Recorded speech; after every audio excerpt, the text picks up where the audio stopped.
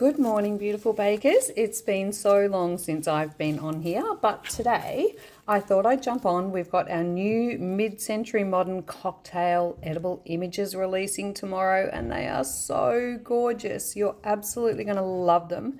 They're so easy and such a quick win when you're putting your orders together for your clients. So I'm going to show you how I attach my images, and I don't use any water at all. So I'm just going to show you using my edible image guides, and I'll talk you through the process. So first of all, I've got my Queen's Fondant, and I've just coloured that with a tiny weeny bit of Americolour Ivory. I just add that to all my whites. I've got my Nanny's old rolling pin here, so I'm just going to roll it out to a nice thickness. I reckon probably about 3 mil, because I'm going to roll down even further when I put my edible icing image on there. So I'm just using a fondant protector here. I don't have them on my website, but sing out if you want them and I'll pop them up. Then we have our gorgeous images. Look at these. So you can get them in a full sheet of the one cocktail, or you can get like a series of 9. I've cut one out there for a demo that I was doing last night.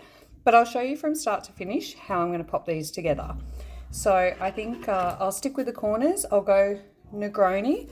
So I did have a bit of paper here that said what the measurements were for those. So each image is 64 by 90.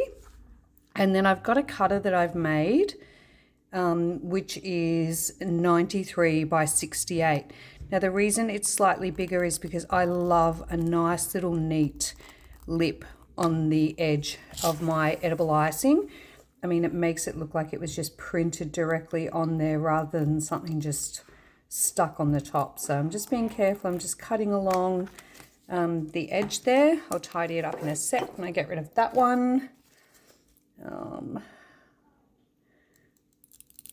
So if you were cutting something out a little bit more fiddly, of course, you wouldn't have rolled your base fondant yet, because that will dry out and get a bit feral. But this is just a rectangle, so it's super quick. Just tidy up this tiny weeny edge here.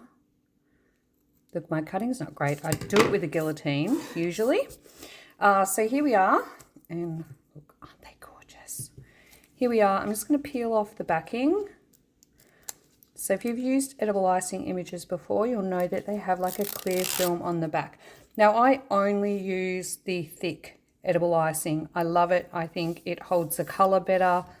It just seems like more of a luxury type than the thin, which I think can be quite flimsy at times. Now you'll notice absolutely no water. I just pop that straight down onto my fondant. And now I'm going to just roll over it gently with my roller to bond it. And I've got my little edible image guide on the top there, this little thing. So I sell these. You get these in like a pack of 6, I think they're, I don't know, $16 or something. Super cheap. So I just pop that on, and I give a little rub around the edges because I want those seams to be absolutely gorgeous, like it was printed by an Eddie or something. And then I take that off. And then I've got my cutter. Like I said, this is slightly bigger because I love that beautiful little seam around the edges. It just tidies everything up so lovely. Bit of a firm press.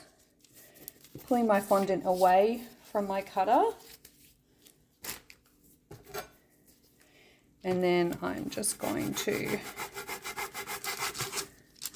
I should have dusted my little thingamajiggaby.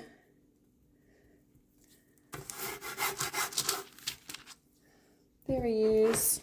And then I always like to put mine on a board just to get rid of any sort of furry bits, although as you can see there really isn't a great deal of fluff to worry about. So then just a quick shake and get rid of the fluffy bit. Gorgeous. Have a look at that. I mean, the colors are so vibrant. I hope you can see what I mean about that beautiful little neat edge going around the sides there.